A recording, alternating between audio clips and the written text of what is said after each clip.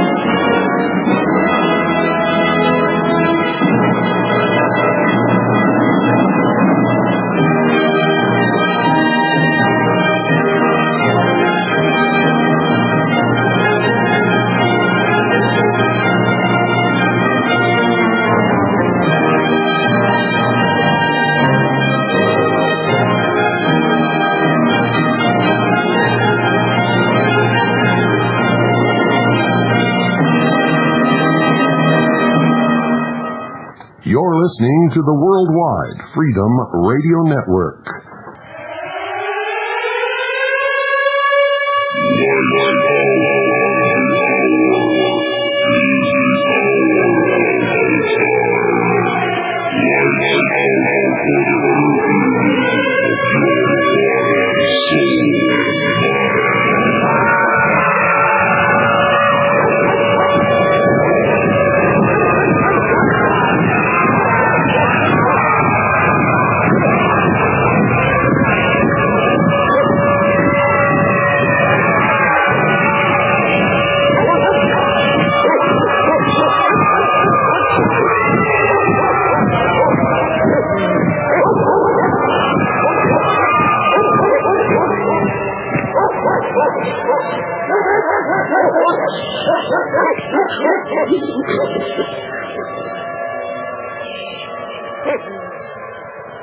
I'm William Cooper, and this is the Hour of the Time.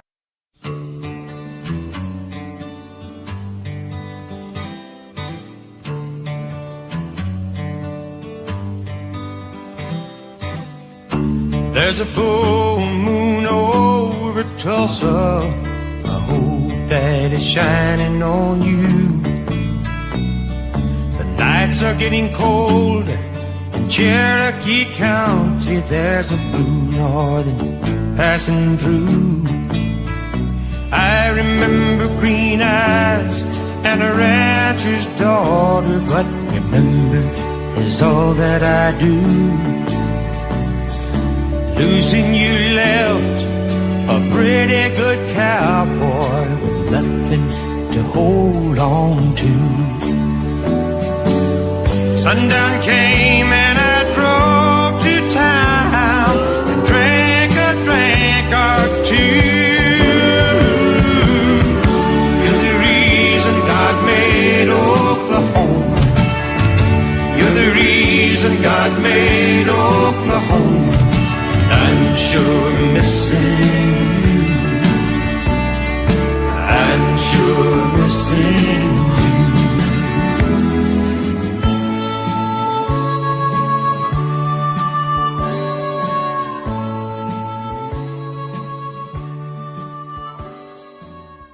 The Jews became the enemy within the gates. The Japanese ambassador to Germany, noting how well the, quote, enemy within, end quote, worked upon the German people, is said to have commented, quote, I wish we had some Jews in Japan, end quote. The 1938 gun laws disarmed the German people. The Nazis were also masters of propaganda. The same scenario is presenting again, ladies and gentlemen. The ancient mystery religion has risen like the phoenix and taken wing in the so-called fraternal orders and the New Age movement. President Clinton speaks of an eternal war of the armies of light against the forces of darkness. Hillary was recently discovered performing seances in the White House where she communicated with Eleanor Roosevelt, her spirit guide. There is also a, quote, new world order, end quote. When the administration wanted an omnibus counterterrorism bill, the World Trade Center in New York City was bombed. The terrorists used fertilizer and a Ryder rental truck, which seems to be the rental agency preferred by terrorists. It was later revealed during their trial that they were working for the Federal Bureau of Investigation. This whole group had been, in fact, brought into the United States and nurtured by the Central Intelligence Agency. The FBI, it came out in the records of the trial, taught them how to make the bomb. The FBI taught them how to drive the truck. And when the culprits wanted to substitute inert ingredients so as not to injure or kill anyone, the Federal Bureau of Investigation denied their request and insisted they use the real thing.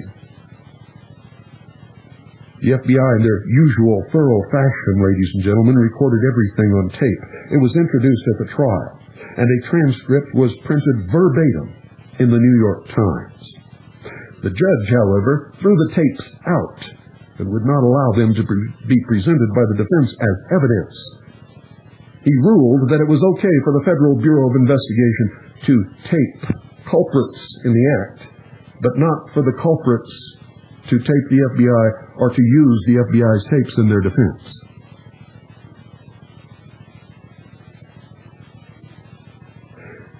When the omnibus counterterrorism bill languished in Congress, with no hope of passage, the Alfred P. Murrah Federal Building in Oklahoma City was bombed. Those accused supposedly used a Ryder rental truck and a fertilizer bomb. The president spoke of, quote, those who have sacrificed, end quote.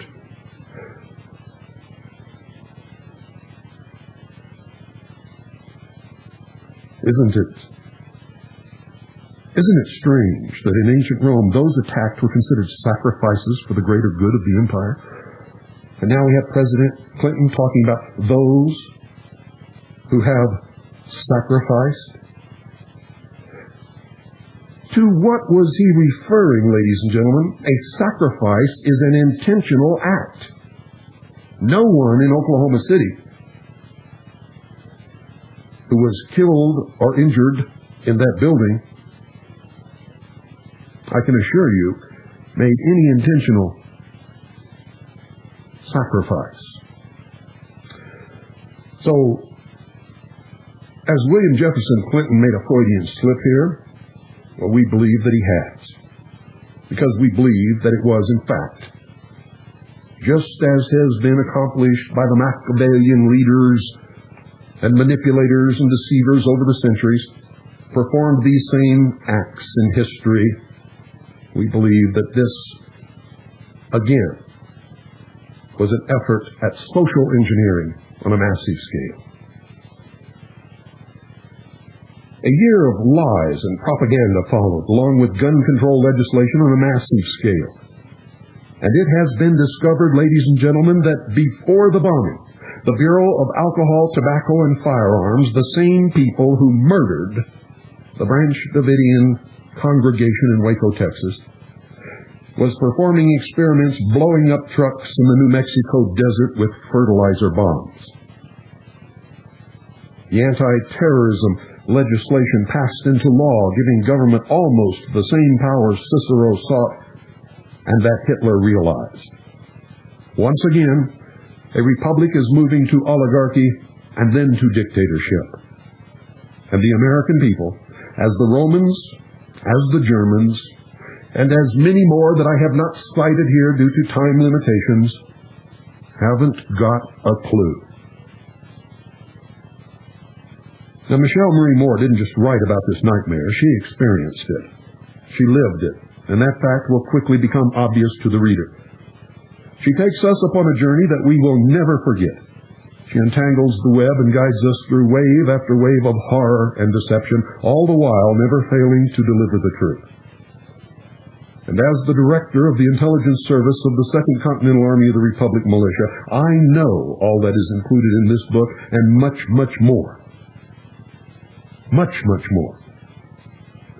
But even so, I find myself unable to leave it. I read and reread incessantly. Michelle Marie Moore is a natural writer with a gift.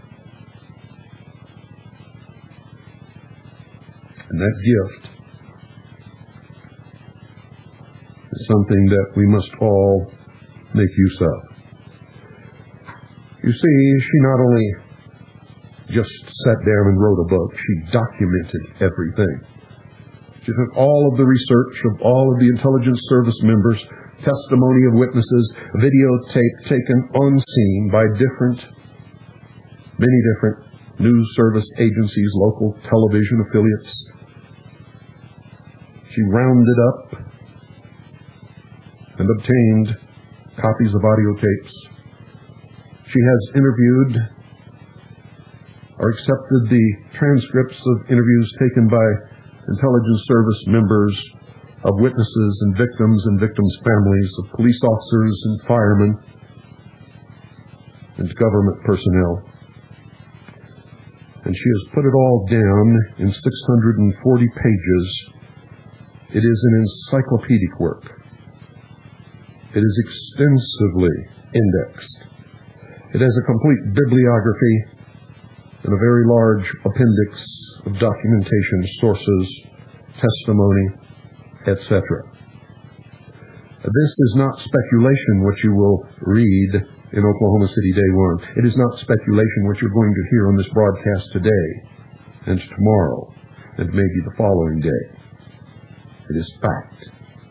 It is fact not backed up by what one person says or two people says.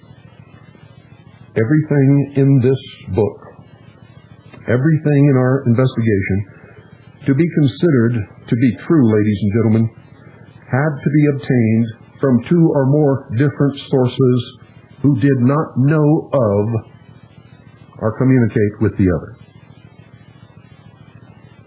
And that is the only way, in our estimation, to run a proper investigation of this type. In order to maintain credibility, and of course, the very primary objective, deliver the truth to the American people.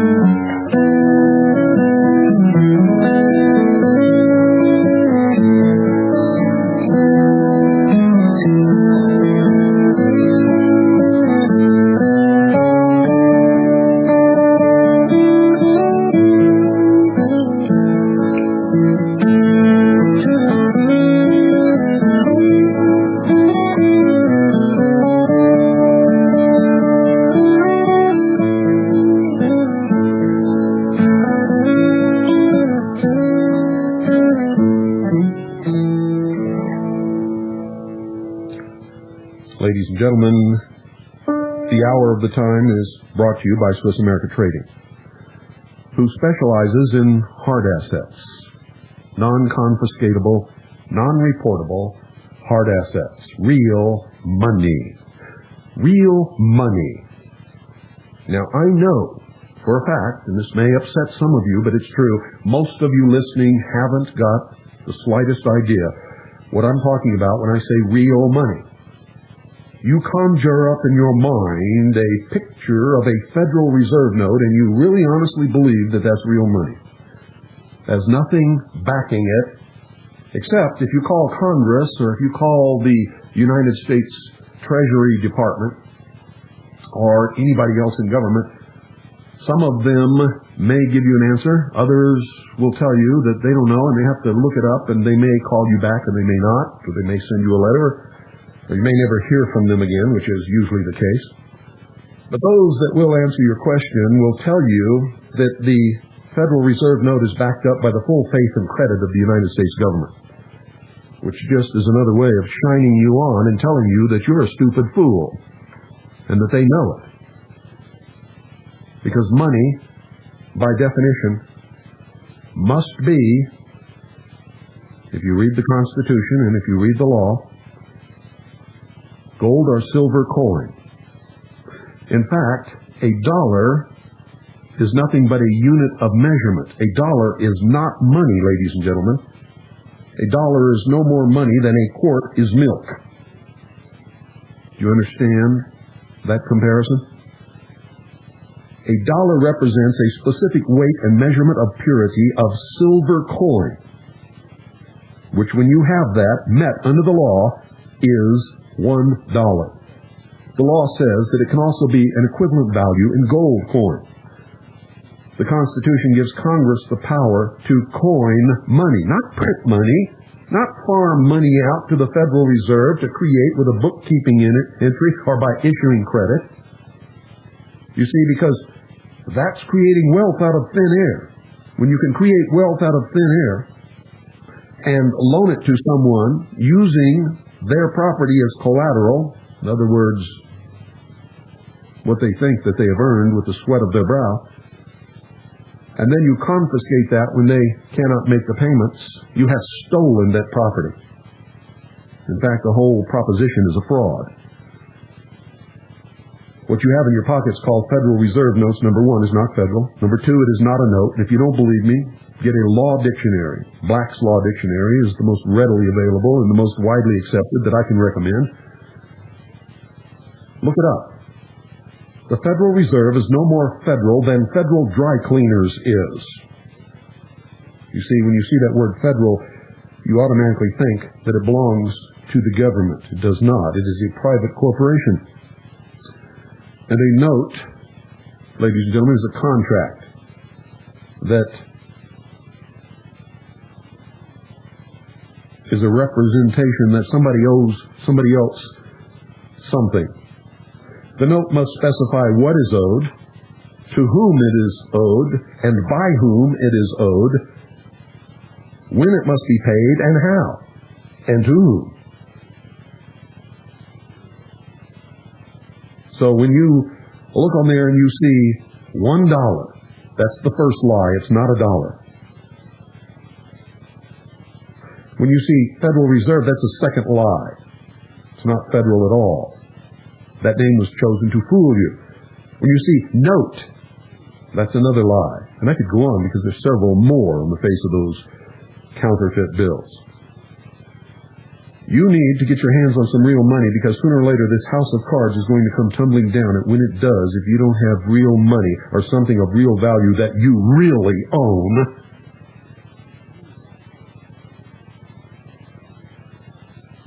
you're going to find yourself in a ditch, homeless, hungry, and sick. Call 1-800-289-2646 and do it right now, ladies and gentlemen. 1-800-289-2646. Ask them for the current newsletter. Tell them that you're a steady listener to the Hour of the Time with William Cooper, and you'll get red carpet treatment, I guarantee it. Tell them you'd like to explore the possibilities of getting your hands on some real money, and do it now. 1-800-289-2646. You'll be glad that you did. And if it's easier to remember, 1-800-BUY-COIN.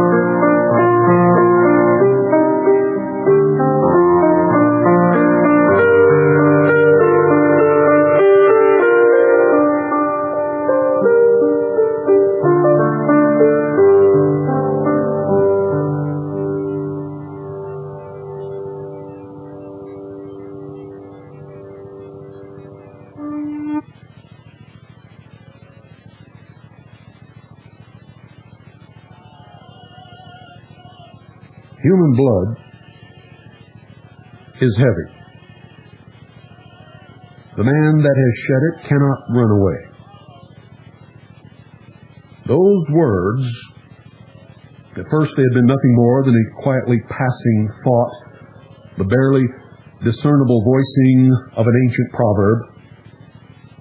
Initially, they had served as the dismal acceptance of the overwhelming events of that day, an acknowledgement of the evil that had come upon us. But now the day was over, long over. Hours before midnight had come and gone. A chill had settled, and the air was unnaturally damp and oppressive. The sticky heat of the afternoon had been swept away by a sharp, bone-chilling northern blast that rushed through the city shortly before sunset, bringing unwanted rain and high winds. Threatening clouds hanging low and thick in the southwest, and distant lightning had warned of continued gloom. The whole world seemed to shudder that night, but how could you avoid it? After all, human blood is heavy. That night should have been the first vibrant blush of wild prairie spring. Oklahoma April. It should have been a time both tranquil and fragrant with the scent of newly blooming iris and daffodils, a peaceful hour that should have carried the fragile perfume of honeysuckle on the prevailing southern breeze. It should have been a night for throwing open the windows after the bundling of winter and drifting sleepily into the late hours on thoughts of starlight and beauty. But you see, human blood is heavy. It had been 18 hours since the Alfred P. Murrah Federal Building in Oklahoma City had exploded in an instant of carefully orchestrated horror and terror. Already it was evident that deceptions, deliberately and meticulously rehearsed, were being given their first performances for an unsuspecting, shocked, and numbed audience. Already a multitude of contradictions had been revealed, altered, denied, and disguised. Already a quickly manufactured blanket of disinformation had been thrown over the disaster by players who did not even realize they were performing in the drama. And from some inner place of spiritual strength and personal conviction, I knew that this situation could not be allowed to stand unchallenged. Human blood is heavy. The man that has shed it cannot run away. Those words. Throughout the day, those words had increased in intensity and fervor in my mind, and just then, in that cold darkness between days, I was hearing them at full volume. No longer were they merely the miserable acquiescence of helplessness in the face of so great a trauma and disaster. No longer were they the impotent sigh of hope against hope that someday someone might solve the mystery of who was responsible for these multiple acts of wanton murder. No longer was I content to remain silent and motionless while my homeland became the sacrificial altar and my countrymen the hapless victims in a highly ritualized political execution. Those words had become my force of will. There was no contemplative silence that night. For many hours, the atmosphere of my home had been a confused jumble of sounds. Television, local radio, police scanner reports, and shortwave broadcasts were all simultaneously transmitting the news of the same event. Every available audio cassette deck was in use. Every boombox was recording a different local radio station, isolated in a closed bedroom or closet. The video recorder was rolling tape, preserving information from different visual news sources. The fax machine was in operation. The computer word processor was never far from my fingertips, and always there was the ringing telephone, even into that late and desperate hour. At that moment, exhausted and shivering in the unseasonable coldness, belting back yet another cup of coffee, I knew that the possibility of sleep was out of the question. I was not so much sleepy as emotionally drained. My husband and I continued working throughout the night and into the next day, planning for an uncertain future and collecting the initial information that would later assist in the separation of truth from the official story. So much vital and revealing information was broadcast during the first 36 hours after the explosions, information that might consist of nothing more than a passing glance at a significant piece of the rubble of the building, a full face shot that identified an individual walking before the camera who should not have been there, or an unintentionally telling remark made by a witness or an expert.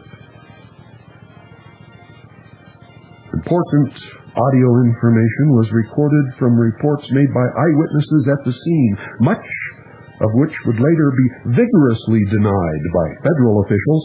Some of that information would vanish completely after the first day, never again to be repeated over the airwaves. In later stages of the investigation, some of the witnesses and journalists who broadcast those reports denied ever making the statements that had been recorded in their own voices. But all of these minute details would have to wait for another day of sorting and careful thought. The important thing at that particular moment was to stay totally focused on the collection of information of local origination. It required intense concentration due to the large number of sources being recorded simultaneously, but more importantly, it required me to be fully conscious, and my eyes were burning with fatigue. I poured another cup of coffee, cut the bitterness with a generous dollop of milk, stretched long and hard in the hope of forcing wakefulness into my bones, and returned to the living room to monitor the course of events. The need to focus inwardly and to grieve was not to be given rein at this time. The intense desire to shut out the noise and withdraw into my own private haven of safety and security could not be indulged. Human blood is heavy, and its weight is a call to service. As a member of the intelligence service of the militia of the 2nd Continental Army of the Republic, I had a clearly defined duty to perform, the importance of which could not be underestimated. I was sworn upon my sacred oath to gather by any and all legal and lawful means information from all sources, to provide for the free flow of information to the whole of the people, the militia of the several states of the Union. This was my responsibility, and I would perform it to the best of my ability, to my last dying breath. While tracking the videotapes, flipping the audio cassettes, and monitoring the police scanner with my husband, I reviewed in my mind the fearsome facts of that first day, April the 19th, 1995. I first heard about the explosions that destroyed the Alfred P. Murrah Federal Building while drinking my morning coffee. A friend had telephoned to make certain that my husband was not working in downtown Oklahoma City that Wednesday morning. I assured him that my husband was right there in the house and asked why he was so concerned. It was then that he told me what had happened. Finding himself unable to adequately describe what had occurred or to answer the barrage of questions I asked, he finally, with an odd resignation in his voice, told me to turn on the television for full coverage of the disaster. He said it was the only way I was going to understand. His utterly serious tone and uncharacteristic speechlessness about the details was enough to alarm me. He encouraged us to pray. Before the telephone receiver ever left my hand, I called frantically to my husband and to quickly turn on the television so we could see what was going on. Rushing into the living room to see for myself, I stopped dead in my tracks at the scene before me. A single glance sent me bounding back to my desk to telephone a report to my commanding officer, William Cooper. I knew it was still quite early in Arizona, where he lived, 2 hours earlier than in Oklahoma. But this was a situation of such magnitude and with so many potentially dangerous consequences that I decided not to wait until a more reasonable hour to break the news. I was shaking as I dialed the number. During my telephone conversation, my husband continued monitoring the television news reports. The telephone in Arizona rang only twice, and Mr. Cooper's wife, Annie, answered. I identified myself, asked for Bill, and told her it was an emergency. In the background, I could hear her urgently rousing him from sleep. Bill took the receiver, and at first sounded a bit groggy, still half asleep. But the instant he knew what had happened, he became fully alert and gave me his undivided attention. I again identified myself, apologizing for calling so early in the morning, and told him I thought he should know what had occurred here. Much like the friend who had first notified me, I suddenly found myself incapable of fully describing the event. I glanced once more at the pictures on the television screen. How could such gut-wrenching information be conveyed? My shocked mind was going into a verbal shutdown, and after a moment of struggling to find any words at all, I blurted out, Bill, somebody just blew up the federal building in Oklahoma City. The building looks like the whole front of it has been sliced off and a big chunk cut out. A lot of people have been injured and probably many are dead. Just go turn on your TV. Get something on the satellite feed. The coverage is live everywhere. I'm sure I sounded a bit hysterical. I was a bit hysterical. There had been multiple explosions. The video reports of the disaster showed extreme asymmetrical damage. The front of the building, facing north, had been blown outward, and at the far east end, a large rounded section of the interior, which had collapsed vertically upon itself, was now nothing more than a confused pile of rubble, dust, debris, and blood 2 stories high. At first, there were 2 columns of smoke, one coming from the building, and the other, larger column of black smoke boiled upward from the parking lot across the street on the north side of Northwest 5th Street, where many automobiles were burning. Several eyewitnesses would later report seeing a mushroom cloud of smoke rising from the building.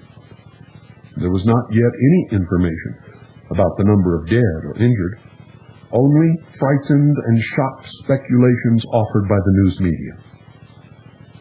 Firefighters were already on the scene, extinguishing the burning cars and initiating the rescue operation. The streets were filling with the dazed and bloodied walking wounded who staggered out of the rubble of the federal building and the wreckage of other damaged buildings in the area. Friends and relatives of government and civilian workers in the Murrah building came running from their offices nearby. Some were crying hysterically as they searched for their loved ones. Others rushed into the dangerously unstable remains of the building and began extracting the wounded from the shattered concrete and twisted metal. Mothers, weeping and screaming for their children buried inside the building's daycare center were clawing at law enforcement officers who held them back from the dangerous wreckage. Medical personnel began pouring into the area, and many unnamed civilian heroes joined the medical, police, and fire rescue workers to save as many of those still living as was humanly possible. The scene on television was graphically tragic and violent, dreadful and compelling. This information was streaming into my living room as I made my sketchy report to Cooper. At that moment, nothing conclusive could be relayed other than that the Alfred P. Murrah Federal Building in Oklahoma City was quite simply gone.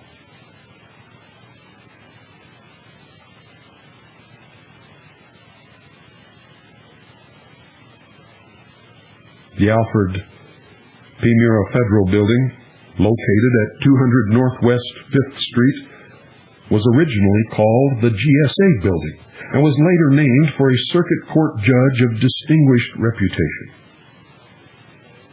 Alfred Paul Murrah had been born in Johnston County, Oklahoma, on October 27, 1904. The son of George Washington and Nora Simmons Murrah, Alfred received his LLB, that's a Bachelor of Laws degree, from the University of Oklahoma in 1927. He became a member of the Oklahoma Bar in 1928 and married Agnes Millam on June 29, 1930. Together they had 3 children, Anne, Paul, and Sue. During the 1930s, Alfred Murrah was active in Democratic Party politics and helped coordinate the Young Democrats organization. With his school buddies, Luther Bohannon and Roy Savage, known together as the Rover Boys, Murrah helped engineer the triumphal 1936 United States Senate campaign of Joshua Bryan Lee, his former speech professor at the University of Oklahoma.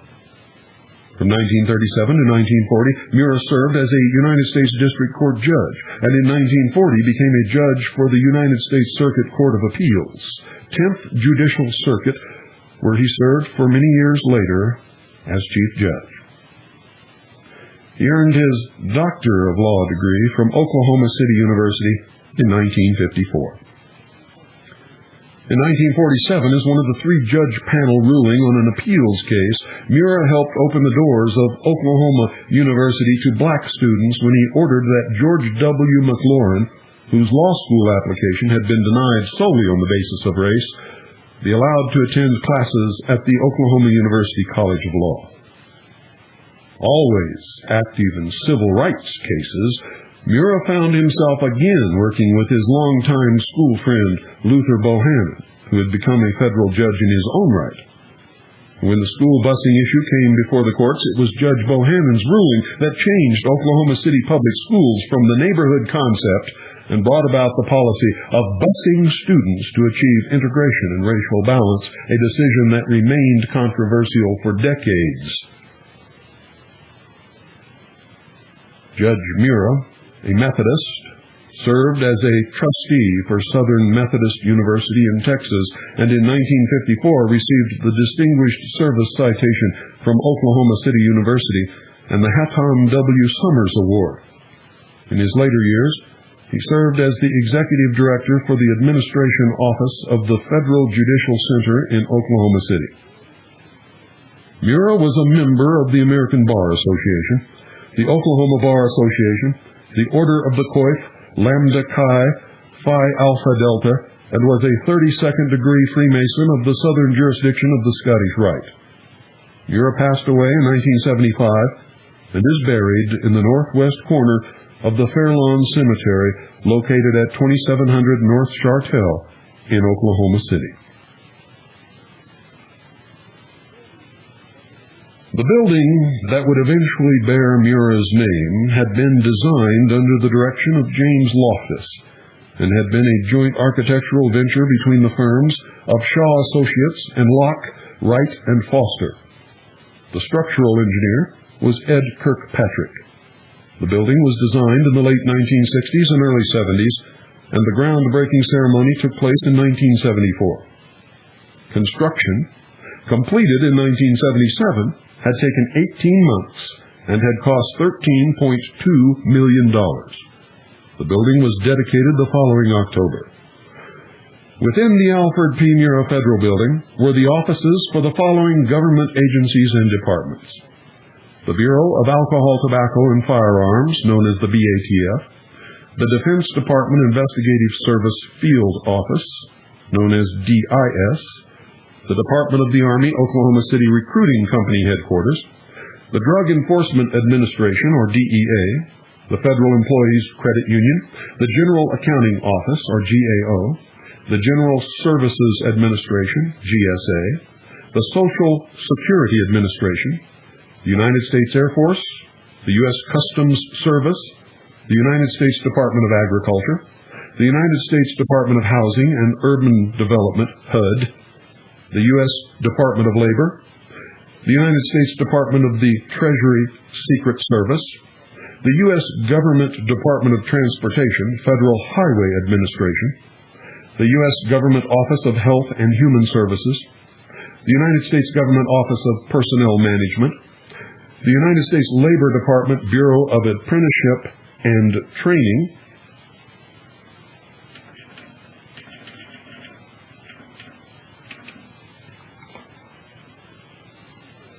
the United States Marine Corps Recruiting Station, and the United States Marine Corps Officer Selection Office, the U.S. Small Business Administration, the Veterans Administration, VA, the offices of several federal judges, and the America's Kids Daycare Center.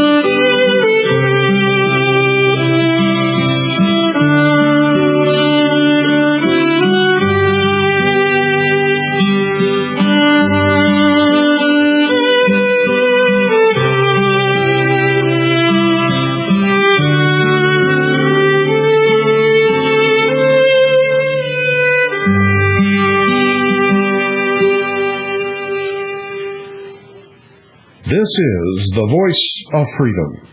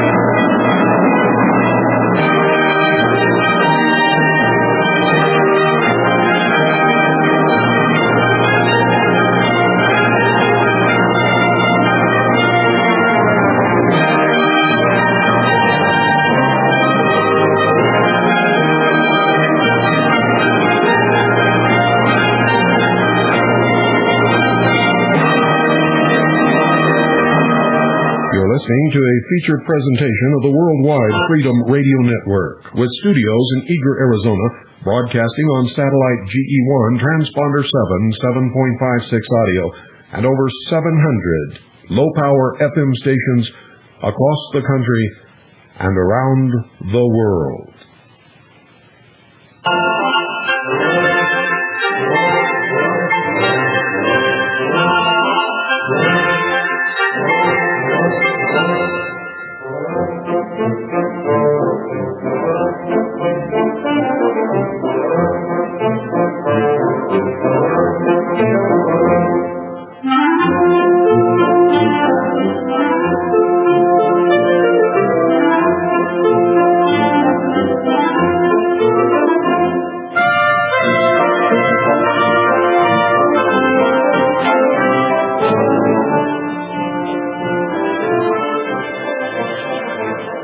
You're listening to the Hour of the Time, ladies and gentlemen. I'm William Cooper.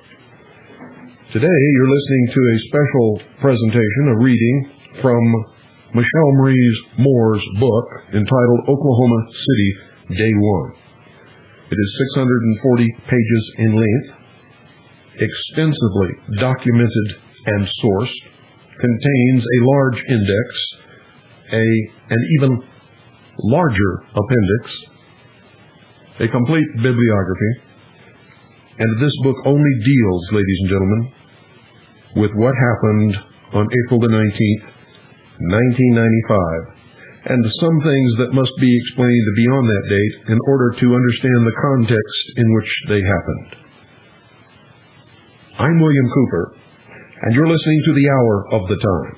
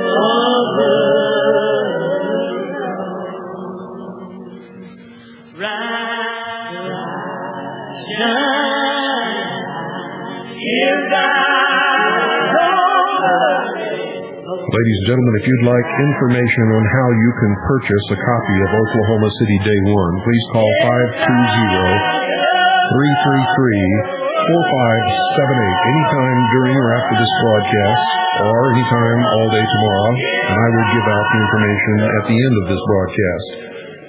The number is 520-333-4578. That's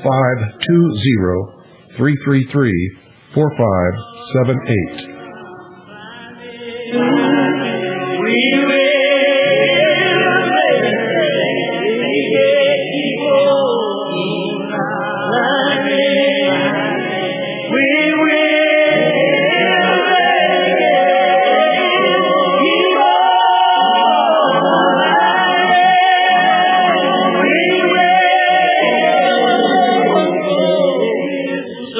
Soldiers of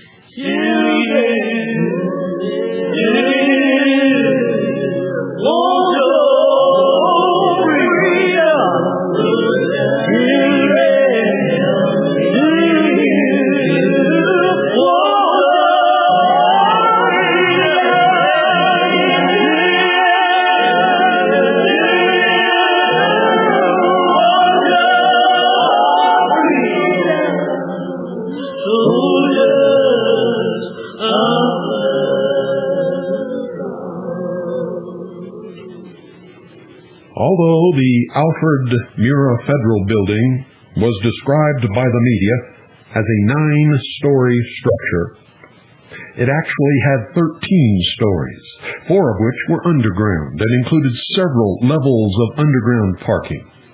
According to James Loftus, head of the building's design team, 2/3 of its square footage was underground. It had 107,000 square feet of office space, 196,000 square feet of storage, and 11,750 square feet of, quote, special space, end quote, which included bathrooms and a cafeteria, for a total of 315,000 square feet. Originally, the underground parking garage had been built with a 10,000-gallon gasoline reservoir and pump, but fortunately the reservoir had been filled with sand. Following the explosions, all that remained of the exterior above-ground structure were the shattered east-west and south walls. The north front wall, a curtain wall, constructed primarily of steel-reinforced concrete, glass, and aluminum, had been blown 50 yards to the north, across Northwest 5th Street. The flying rubble had crashed into the south side of the Journal-Record building, falling into a mangled heap piled onto the sidewalk and parking lot. In the surrounding properties, the Journal-Record building had been constructed in 1923 by the Masonic Temple Building Association of Oklahoma Lodge Number 36, and for 14 years, its auditorium played host to many illustrious entertainers. The Masons and the India Temple Shrine used the new Masonic Temple as their principal place of business for 7 years until 1930, when both organizations moved to other locations. After the explosions of April 19, 1995, the ornate columns and symbolic temple architecture adorning the east side of the Journal-Record building was all that remained unscathed. The rest of the building, inside and out, was a wreck. Many of the properties in the immediate vicinity of the Murrah building had originally been owned by the Oklahoma Masonic Lodge Number 36, the India Temple Shrine, the Benevolent and Protective Order of Elks, and the Knights of Columbus. For almost 50 years following the Oklahoma Land Run of 1889, these 4 organizations had leased, borrowed, bought, and traded the properties among themselves. Most of those fraternal organizations lost their downtown property holdings during the Great Depression of the 1930s. These properties included land on which would eventually be built the Marriott Convention Center, the Bank First Building, the Wright Building, the Kerr-McGee Complex, the Cal Cord Building, the Internal Revenue Service Office Complex, the Federal Courthouse Building, the Oklahoma Natural Gas Building, the Oklahoma City Hall, the Manny Building, the YMCA Parking Annex, Liberty Bank Tower, Tri-Gen of Oklahoma, the White Temple, the Journal-Record Building, and the Murrah Building. In November 1995, as federal prosecutors were preparing the Oklahoma City bombing case, it was discovered that the Murrah Building had been built upon a piece of property known as Block 39. Much mystery still surrounds the property, and as of this writing, the issue has not yet been resolved.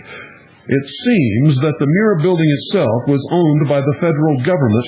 However, There was no documentation in any of the real estate records that indicated that the government had ever taken possession of the land upon which the building stood. In the absence of that vital possession document, it was ruled that both the federal and local governments had concurrent jurisdiction in the case against the men accused of the bombing, and thus murder charges could be brought against the suspects at every court level. Across the street from the Journal Record building, the entire side of the Alfred P. Murrah Federal Building was severely damaged, but the west end was not as structurally devastated as the east end. The outer measurements of the building were approximately 70 feet deep, north to south, by 200 feet long, east to west. In only 4 portions of the building's interior did the support columns remain standing.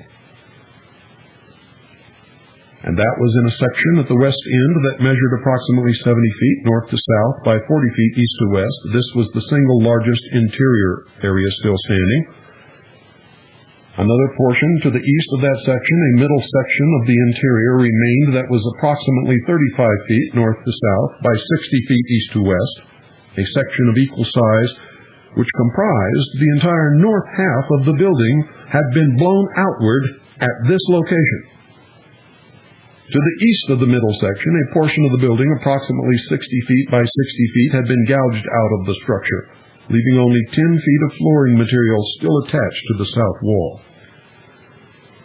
The very small southeast corner section remained standing, measuring approximately 50 feet north to south by 20 feet east to west.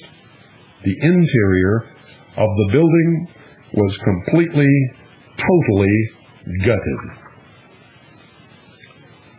As I spoke to Bill Cooper on the telephone the morning of April 19th, I could hear Oklahoma City Mayor Ron Norick on the television reporting to the media that there had been an estimated 590 workers and possibly another 400 citizens conducting morning business in the building at the time of the explosions.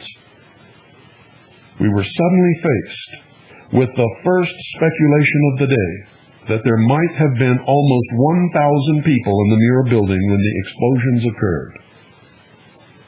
The information being reported was so horrific as to be unbelievable. This sort of event happened in places like Beirut, Lima, Bogota, or New York City, anywhere but here. Like everyone else, I felt totally out of my element. This could not have happened in Oklahoma, in my state, in my city. I felt myself hovering near panic. Thousands of possible imminent scenarios were passing through my mind. It seemed to me a foregone conclusion that before the day was over, martial law would be declared. What would that mean in the practical reality of daily living?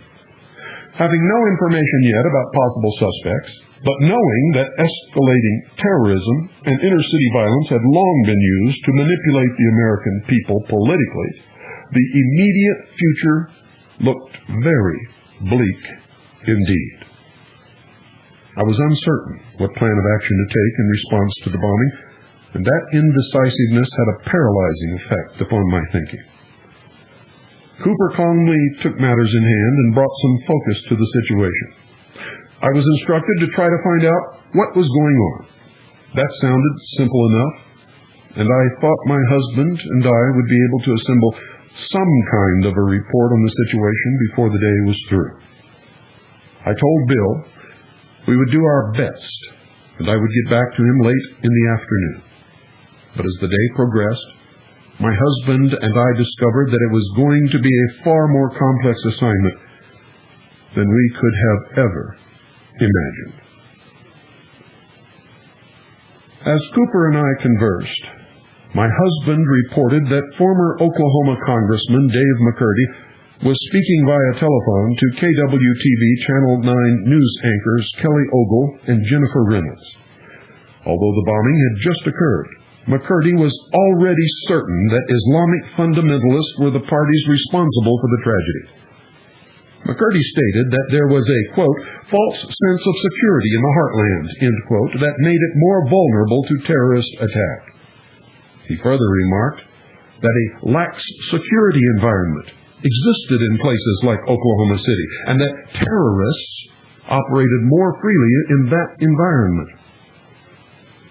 Using his position as former chairman of the House Intelligence Committee as his foundation for expertise, McCurdy said he was aware that extreme radical supporters of terrorism in the Middle East had spoken to groups in Oklahoma City and stated that he believed that Islamic fundamentalist involvement was a very real possibility. Now, having just impugned those of Middle Eastern descent, specifically, and Muslims generally, without any evidence whatsoever of their participation in this disaster, McCurdy further speculated that the bombing might otherwise have been the work of, quote, some extreme right-wing militant anti-government, end quote, group. His reasoning is centered on the fact that Wednesday, April the 19th, was the second anniversary of the government raid on the Branch Davidian Church in Waco, Texas. Dave McCurdy was not the only official personage offering public speculation and innuendo. United States Congresswoman Ileana Ros-Lehtinen from Miami, Florida, told the press that she had notified the FBI of testimony before her subcommittee in Washington. She stated that Stephen Emerson, who had produced the PBS documentary entitled Jihad in America, had described witnessing a meeting in Oklahoma City attended by 3,000, quote, Islamic fundamentalists, end quote. According to Lehtinen's press conference, Emerson had testified that a militant Islamic leader based in Pakistan, Kamal Kelbali, had addressed the group saying, and I quote, "O brothers, the Palestine cause is not a conflict of borders and land only. It is not even a conflict over human ideology and not over peace. Rather, it is an absolute clash of civilizations between truth and falsehood, between two conducts, one satanic, headed by Jews and their conspirators, and the other religious, carried by Hamas, the Islamic people in general, and the Islamic movement in particular," end quote. Emerson's PBS special had aired on educational television in November 1994. This third-hand information, in tandem with Dave McCurdy's second-hand information, was used by the media to fuel anti-Islamic sentiment that would endanger the lives of respectable citizens and result in at least one death in the Islamic community before the madness changed direction and fingers began pointing at other bombing suspects. A warning light went off in my head as I felt the wheels of the national propaganda machine beginning to roll into motion. It was going to be a day of rumor and speculation, and it would be critical to keep track of what was said, when it was said, by whom, to whom, and to what it was responding. One thing was certain. The Middle East rumors were originating with the Washington bureaucrats.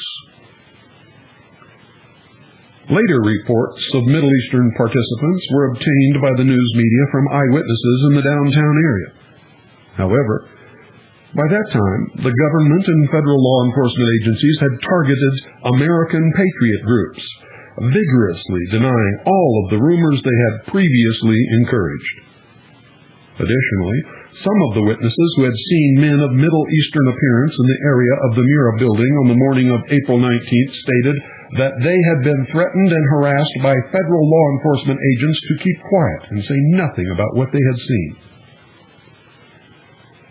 That persons of Middle Eastern appearance were observed in the area was not surprising. As the evidence began to pile up, it was apparent that these men were deliberately in place and were intended to be seen by the public.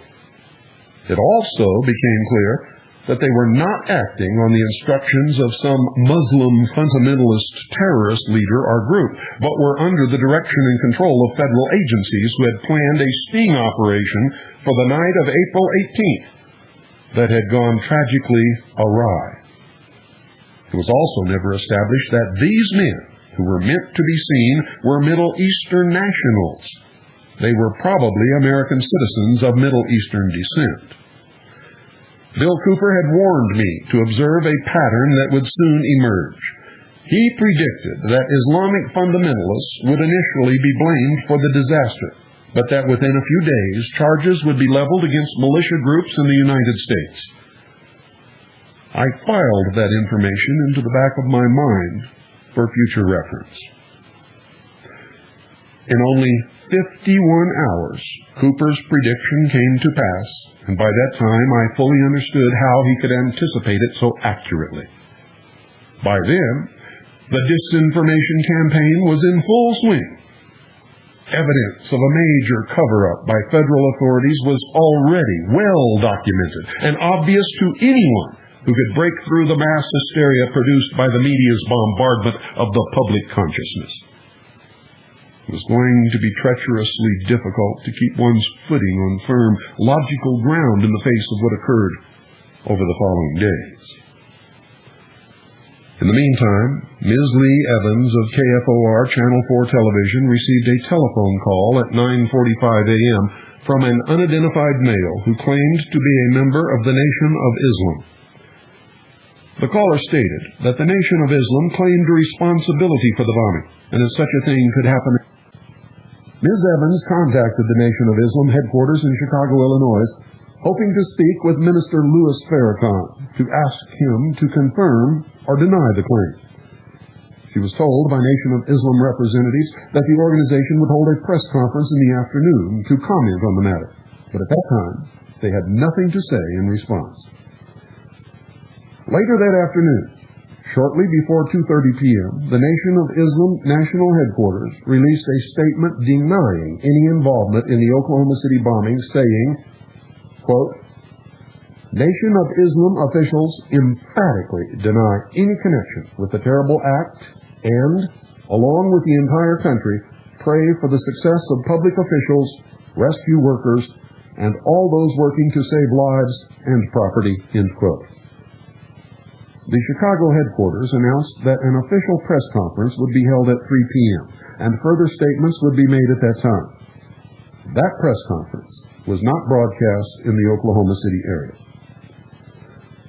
The rumors, claims, counterclaims, and denials about Middle East perpetrators continued at full strength for 2.5 days and would later reappear as other independent investigators, directed by the local news media, got underway.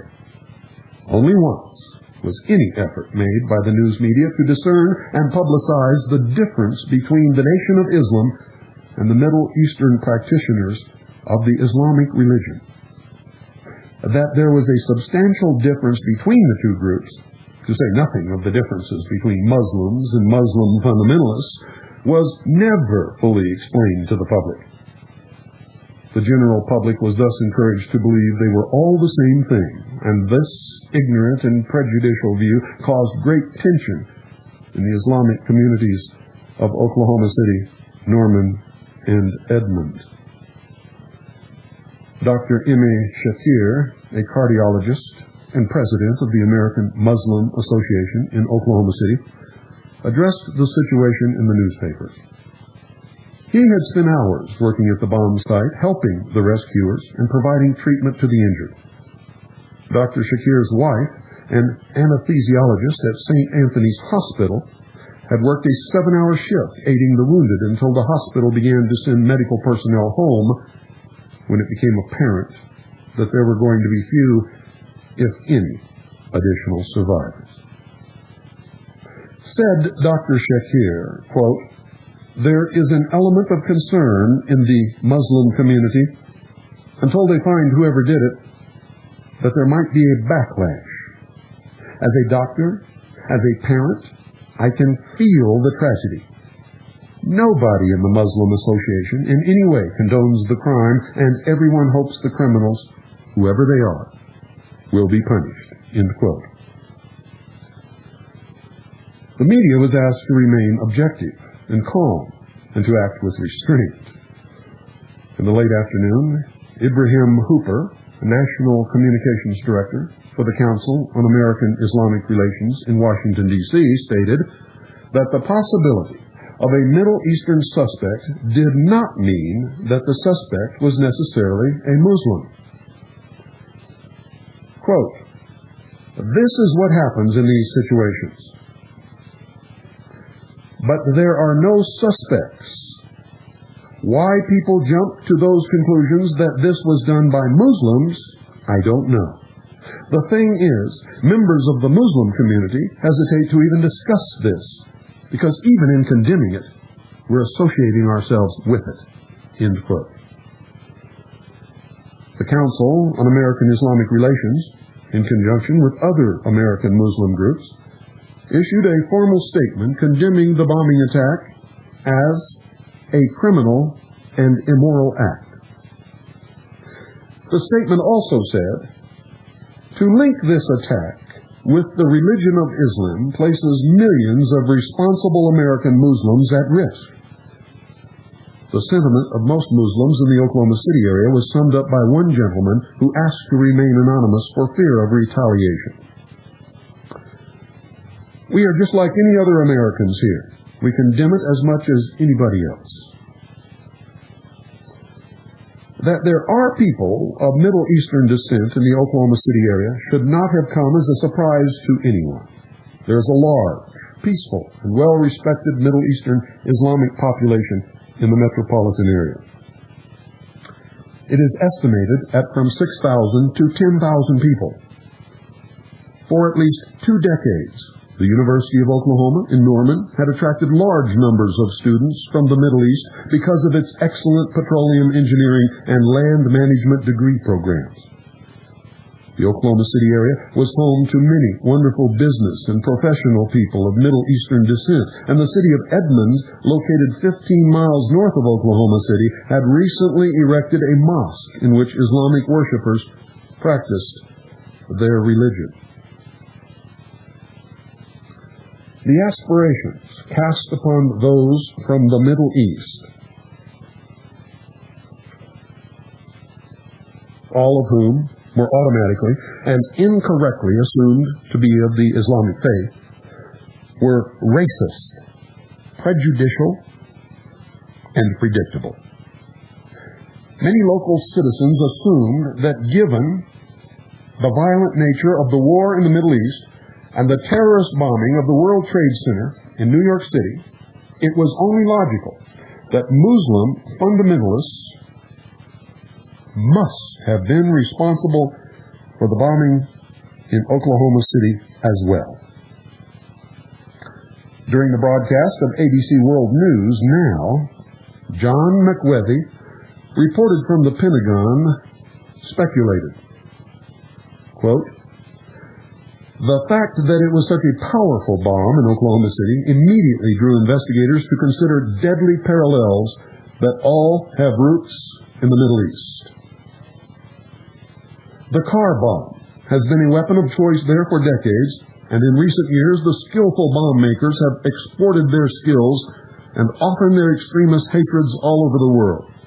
The first horrible evidence of that in the United States was the World Trade Center bombing in 1993, end quote.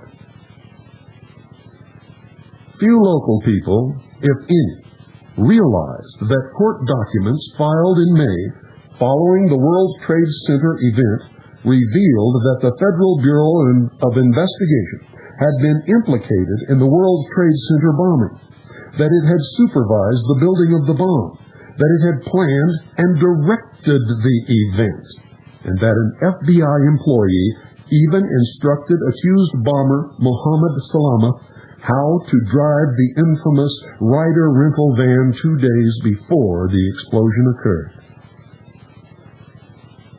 In addition to the court documents, the New York Times and the Los Angeles Times had published transcripts of tapes made between an FBI informant and his federal government handlers that clearly documented and demonstrated the degree of involvement of the FBI in the World Trade Center bombing, a disaster designed to achieve a specific political end.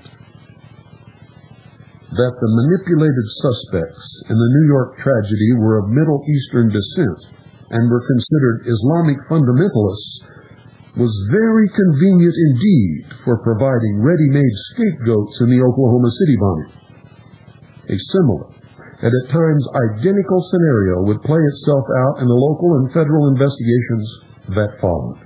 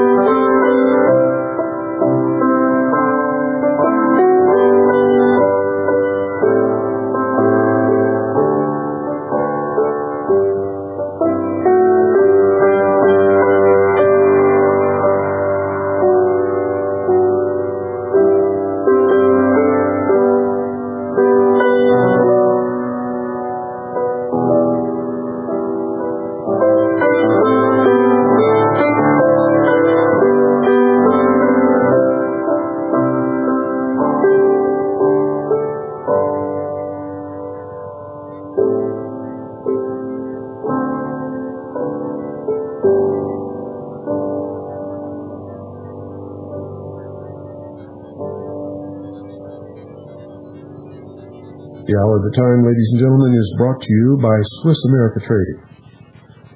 Swiss America Trading specializes in non-reportable, non-confiscatable hard assets, real money. I know that not too many Americans today have ever read the Constitution for the United States of America. They have some obscure idea that it talks about, separation of church and state and things like that. It's a very short document. Consists of 11 articles. I carry a copy around in my shirt pocket or in my coat pocket. Always have one or two copies in my briefcase wherever I go.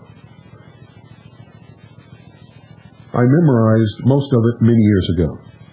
And one of the things that is very clear in that document, and in the writings of the founding fathers of the Republic, ladies and gentlemen, then that is what constitutes money. And it's not that piece of paper you've got in your pocket. It's gold and silver coin. And the founding fathers had plenty of experience upon which to build their decision on what would become the money for the United States of America. You see, they were astute students of history. They had fled from the persecution of empires and kings and tyrants in the old world. They were escaping religious persecution. They knew what would happen if a religion controlled the state in the New World. And so they made sure that our government would not be a religious government, but it would be populated with religious people. For they understood that religion is the source of morals and ethics and good behavior.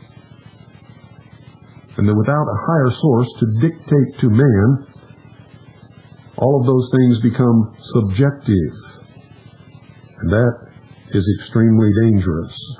They also knew the history of how tyrants robbed the people by the creation of paper money. And so they made sure that our money would be real money, gold and silver coin. They even established a Bureau of Weights and Measurements to make sure that a dollar in New York would be the same as a dollar in Virginia, so that no one could be cheated.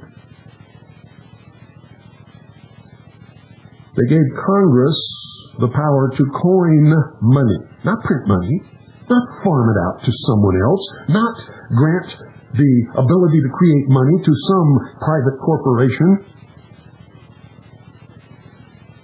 not to create credit or debt, but to coin money. They further specified that no state shall tender in payment of debt anything other than gold or silver coin. So what is all this Federal Reserve note business? Well, folks, that's something you had better find out. Because if you don't, it will destroy you. And that's not a guess. That's not a rumor. That's not speculation. That's a promise. That is a promise. It will happen. It's all got to come tumbling down. You see, anything built upon a lie is nothing but an extension of that lie. And when the lie on the bottom, holding it all up, is exposed to the cold light of day, it must all come tumbling down around our ears. And only those who possess real money, as only those throughout history who have possessed real money, will survive the calamity of the economic downfall. And there are other things that you must do to survive the effects and the consequences of that downfall. So call Swiss America Trading right now. Tell them that you're a listener to William Cooper in the Hour of the Time. You'll get red carpet treatment, I guarantee you. Ask for a free copy of the current newsletter. Thank them for sponsoring the Hour of the Time and the Worldwide Freedom Radio Network. And ask them how you can get your hands on some real money. 1-800-289-2646. That's 1-800-289-2646. And if it's easier for you to remember, 1-800-BUY-COIN. Do it now. You know how you tend to procrastinate. And if you'd like to find out how you can get your hands on a copy of Oklahoma City Day One, call 520-333-4578 anytime during this broadcast or anytime tomorrow during normal working hours. That's 520-333-4578. And I will tell you at the end of this broadcast how you can order it through the mail.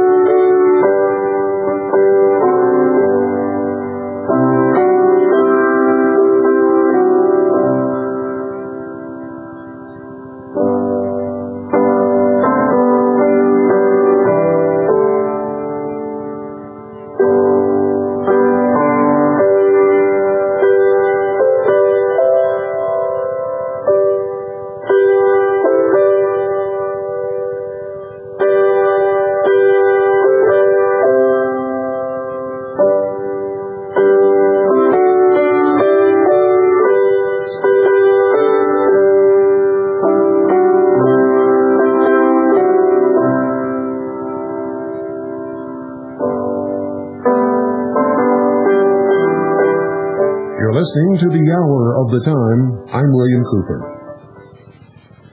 The rumors of Middle East terrorists were but the first of many speculations and false assumptions that would rule the day.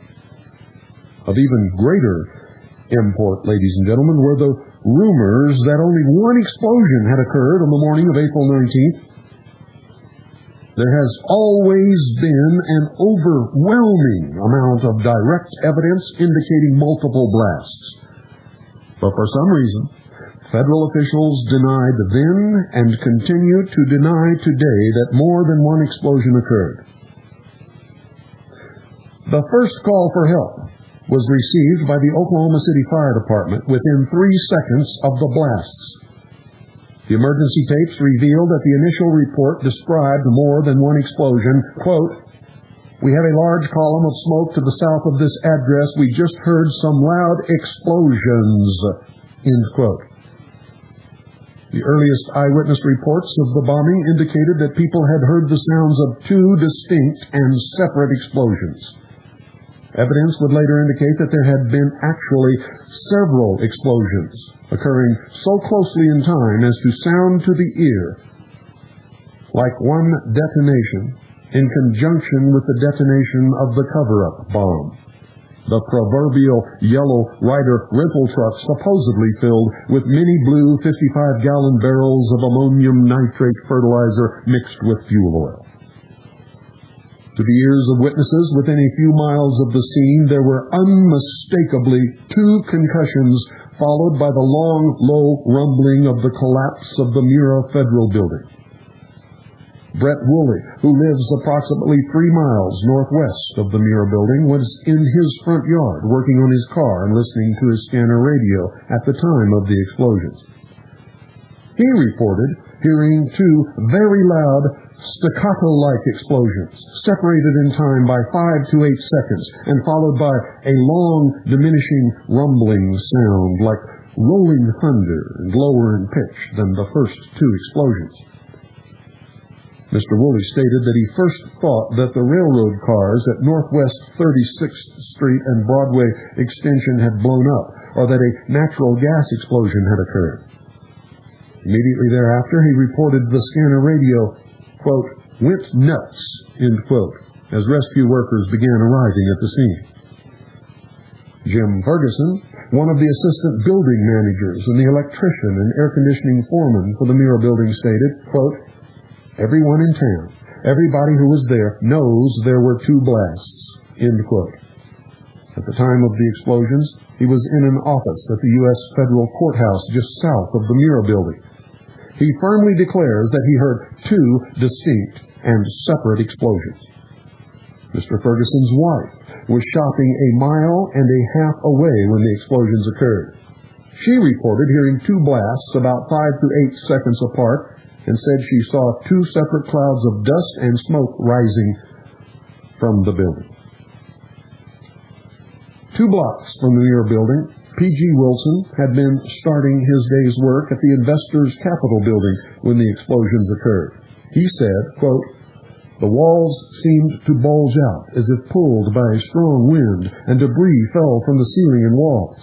A second explosion came after the first one, and shards of glass began flying in the office. The office employees ran from inside the building. The odor of sulfur was very strong. 2 attorneys with offices in downtown Oklahoma City were both dictating correspondence at the time of the explosions. The taped records of the 2 explosive events and the rumbling of the collapse of the Mira Building are clearly discernible on their audio cassettes. Michael Hinton lived in the YMCA building located a half-block diagonally northeast of the Mira Building. He was standing on the corner of Northwest 5th Street at 8:30 a.m. on the morning of April 19th. Because he had missed the first bus that would have taken him to work, Hinton ran east another block to the corner of Broadway to catch another bus at 8:55 a.m. He remarked how thankful he was that he had chosen to catch the Broadway bus. His initial thought had been to catch the 9:05 a.m. bus that stopped directly in front of the Mira Federal Building. After boarding the Broadway bus, Mr. Hinton seated himself next to the bus driver and rode to the transfer terminal to connect with the bus he would take to the state capitol. He stated, quote, I had just climbed aboard the bus and sat down when I heard this very violent rumble under the bus.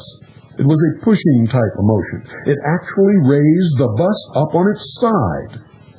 About 6 or 7 seconds later, another one, which was more violent than the first, pushed the bus again, and I thought the second time the bus was going to turn over.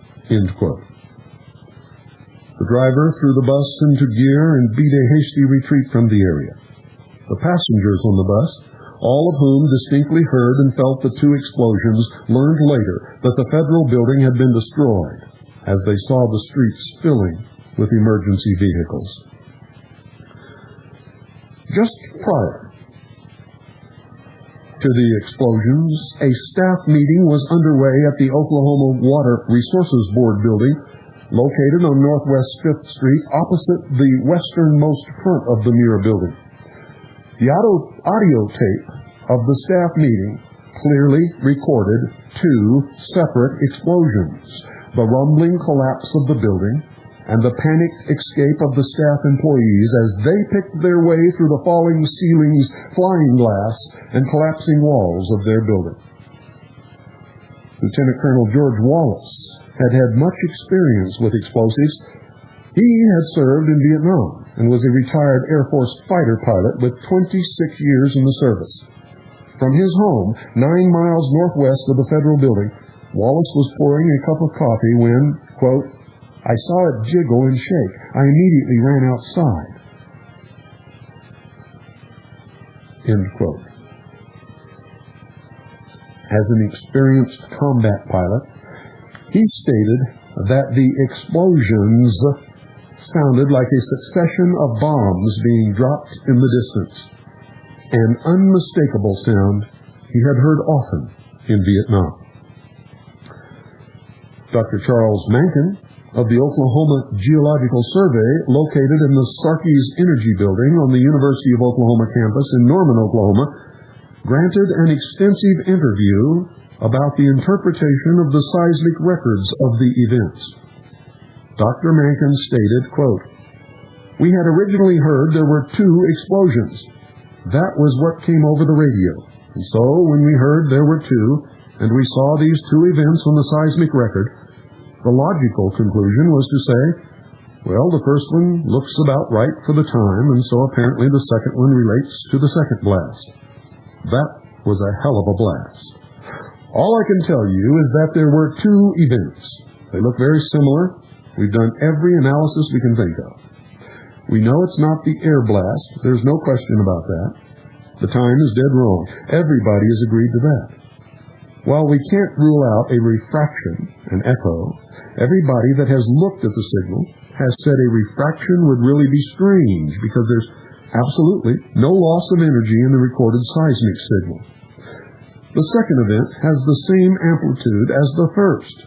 So if you get a refraction, like an echo off of a building, a refracted wave, you're going to have a loss of energy. You'll lose a part of the energy in the process, and so the fact that the 2 events are of equal intensity suggests, well, that makes it difficult. Secondly, the arrival time is wrong for a refracted wave. You're going to have to take it, the refraction, off the mantle or off of basement rocks or something. The problem with the shallow section of the Earth's crust between here and Oklahoma City is that we've got a pile of rather discontinuous sandstone and shale, a big delta called the Garber Delta. That's where we get our water. It's a big delta consisting of channels of sand that go from east to west, and they're irregularly scattered throughout this pile of material. There aren't coherent layers from which you could get a reflection until you get some depth. And if you try to calculate the travel time down and back up, the time is wrong, and it still wouldn't be the same intensity. So we've ruled out reflections, refractions, and the air blast. The thing I can't rule out is that there could have fortuitously been an earthquake somewhere. But we didn't pick up anything like an earthquake. So we determined it was a local phenomenon. From an earthquake, you pick up surface waves some distance away. But here, we knew the building was blasted. We knew where it was. We had the seismometer.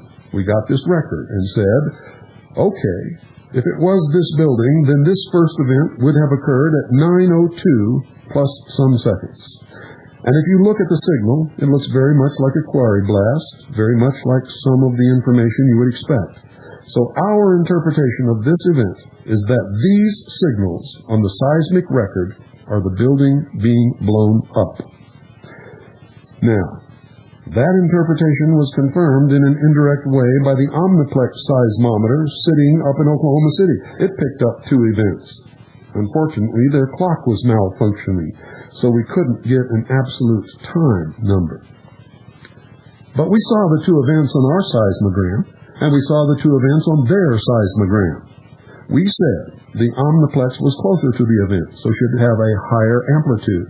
It did. There should be 2 events if we are both recording the same thing. The Omniplex had 2 events, and we had 2 events. We determined that these 2 records of these 2 events corroborate our interpretation that there were 2 explosions.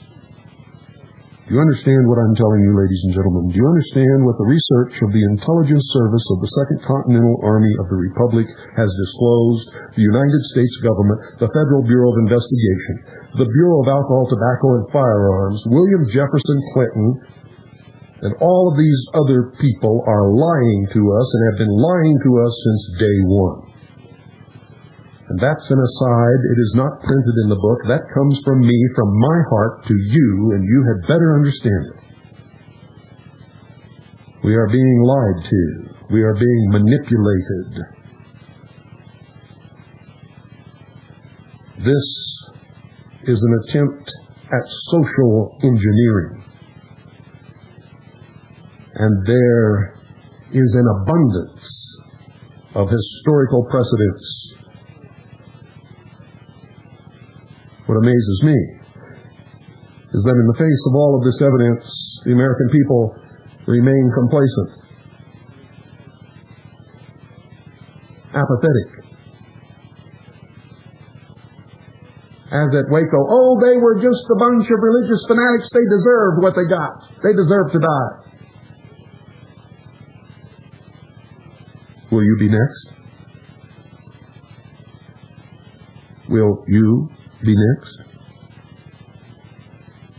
Or are you one of those people who say, it can't happen to me? Just like many of those people in Oklahoma City lost children and relatives and fathers and mothers and aunts and uncles and grandparents in the blasts, yes, blasts, plural, that destroyed the Alfred P. Murrah Federal Building in Oklahoma City. For most of their lives, thought, it can't happen to me. Nothing like that could ever happen here. The reason that it happened there, ladies and gentlemen, is because so many people believe that it can't happen in America. It can't happen in Oklahoma City. It can't happen in Salt Lake City. It is to bring terrorism to the American people so that they will consent to be disarmed. So that when the Constitution is torn to shreds and thrown into the trash can, and the world totalitarian socialist government is formed under the United Nations, or a perversion of the United Nations that is sure to come, they will not be able to resist it.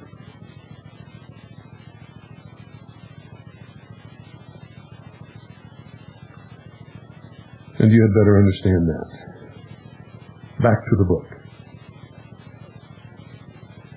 Although we did not realize it at the time, the witnesses who reported hearing two separate explosions would not be heard from again that day or for many days to come. When their stories began to be told weeks later, few would be willing to allow their names to be used for fear of government harassment. Their stories were ever interviewed a second time. No account of the two explosions was recorded in the newspapers that hit the stands later that Wednesday afternoon. None of the newspapers published the next morning mentioned of two explosions. As far as the mainstream media was concerned, only one explosion occurred. In daily press conferences, the representatives of the media were told by federal officials what to say and how to explain the event to the public, and the media obeyed.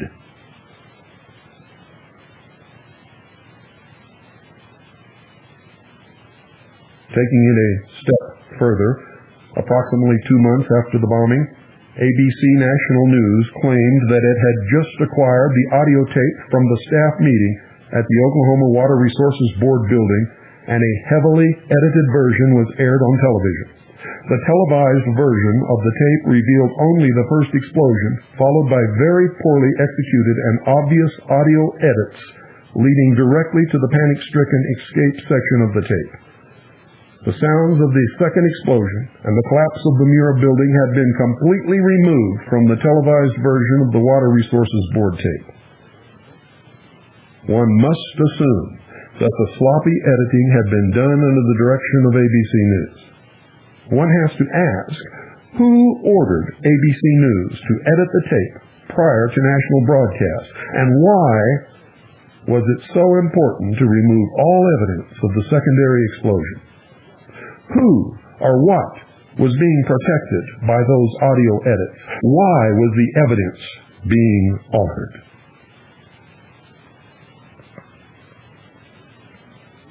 The nature of the injuries that resulted from the bombing, the bodies of the dead, and the remains of the building itself all told a story that contradicted the official reports. Those official reports began taking over the airwaves by the afternoon of the day of the bombing. The building had been destroyed from both within and without. The fact that the entire north face of the Murrah building had been blown 50 yards away to smash into the Journal-Record building was the clearest indication that at least one explosion must have occurred within the building itself. For if the only explosion that occurred had been in the truck outside the building, parked next to the curb, the face of the building would have been blown into the building and not across the street. And I just added that last sentence. It is not in the book. Ladies and gentlemen, you have been listening to The Hour of the Time. I'm William Cooper, and if you'd like to obtain a copy of Oklahoma City Day One, send a check or money order made payable to Harvest, Harvest. That's Harvest. To Harvest at P.O. Box 1970. Eager, Arizona, 85925. You see, I just read you a few pages from the front. This book is 640 pages long, and what it reveals will shock you to your core. And all of it is documented, all of it is sourced, and you can obtain and verify the information for yourselves. Send $34.95. That's $34.95 post-paid.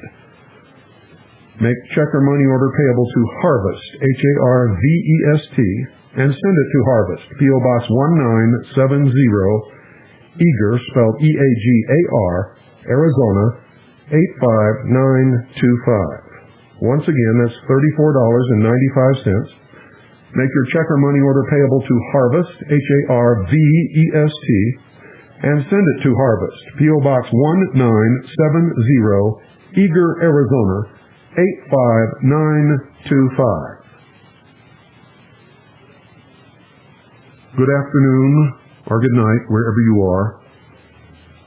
And God bless each and every single one of you. And God save this republic.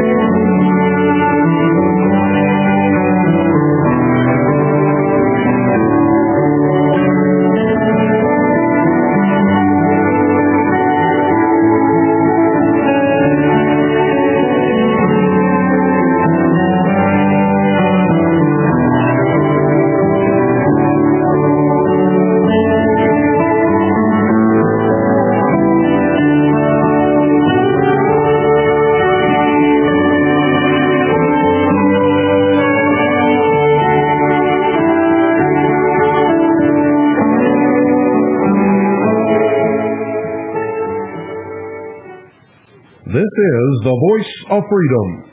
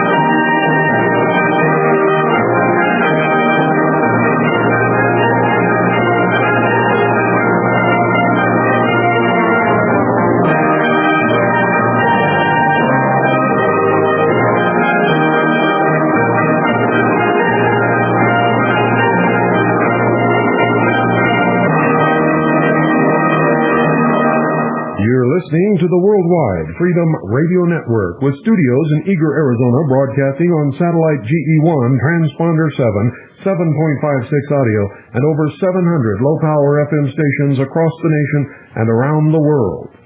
If you live in the Springerville, Eager area and would like to obtain a copy of Oklahoma City Day One by Michelle Marie Moore, you can save $5 by picking up your book at Stewart Books on Main Street in Springerville. We now return you to All Oldies, most of the time.